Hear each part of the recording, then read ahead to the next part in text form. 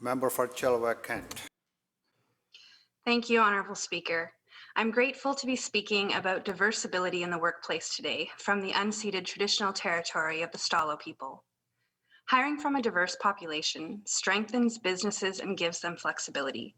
When businesses open their search for workers to women, youth, Indigenous people, Black people, people of color, immigrants, and people with disabilities, they expand their ability to be responsive to and representative of the communities they serve, while also increasing their capacity to innovate, and they gain the advantages of. Today, I would like to speak specifically about hiring people with intellectual disabilities and what employers and businesses need to know about this motivated and committed workforce. According to the business case put forward by Ready, Willing, and Able, we have an untapped resource in unemployed and underemployed individuals with intellectual disabilities and autism spectrum disorder, or ASD.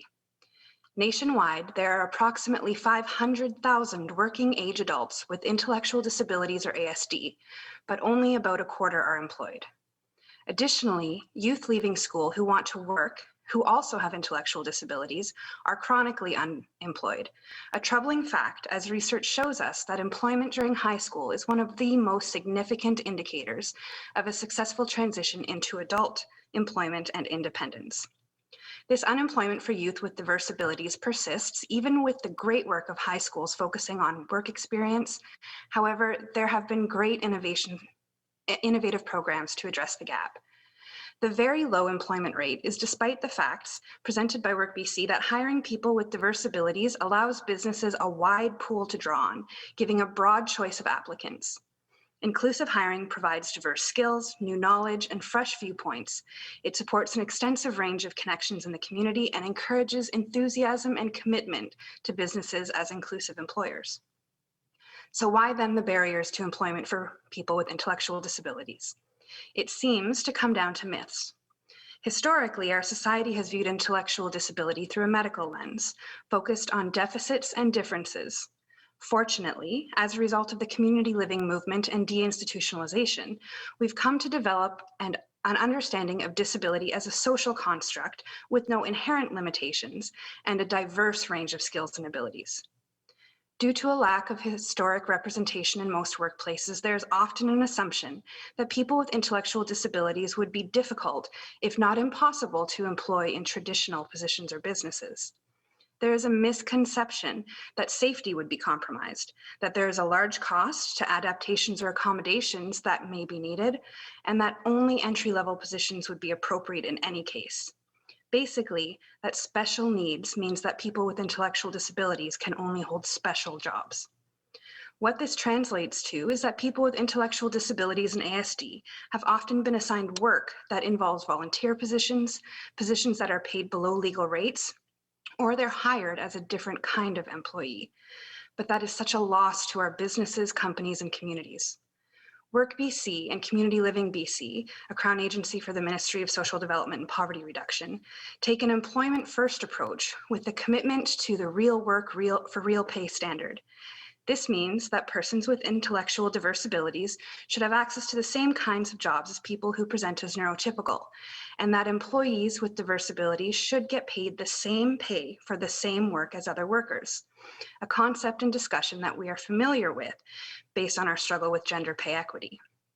Mr. Speaker, in previous years, I had the honor of working as a vocational counselor and instructor for youth and adults with intellectual diverse abilities, supporting, teaching, and learning while walking the path to employment with them. Our beautiful communities and our incredible employers want to be inclusive, but the myths get in the way. The reality, based on research and the business case put forward by Ready, Willing, and Able, is that inclusive hiring is a huge asset to any size business from both a social and financial perspective. Some of the statistics that you may not be aware of are that 86% of employees with diverse abilities have a better attendance rate than their neurotypical colleagues. 98% of employees with diverse abilities have an average or higher work safety rating than their colleagues.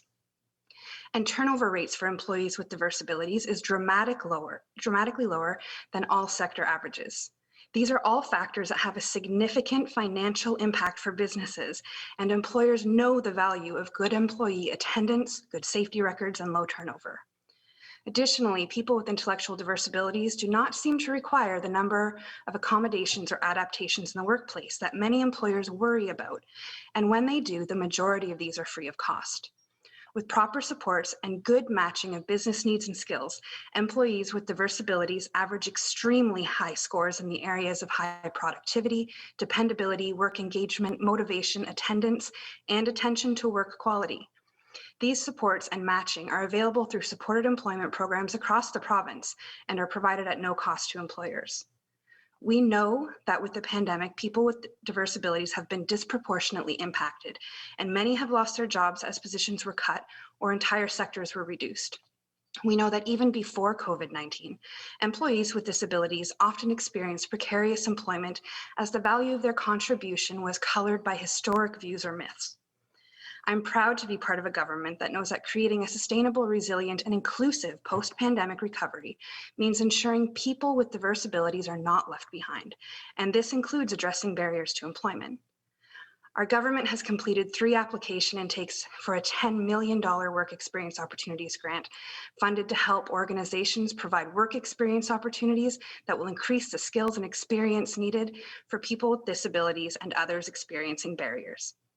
We have committed to introducing accessibility legislation, and through Work BC and CLBC, the Ministry of Social Development and Poverty Reduction continues to fund supported employment services, skill development, and employment first approaches.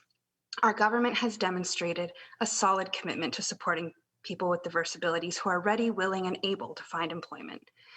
Mr. Speaker, as we move through this pandemic and into recovery, as our businesses recover and grow, as we innovate in moving British Columbia forward, we will need all hands on deck.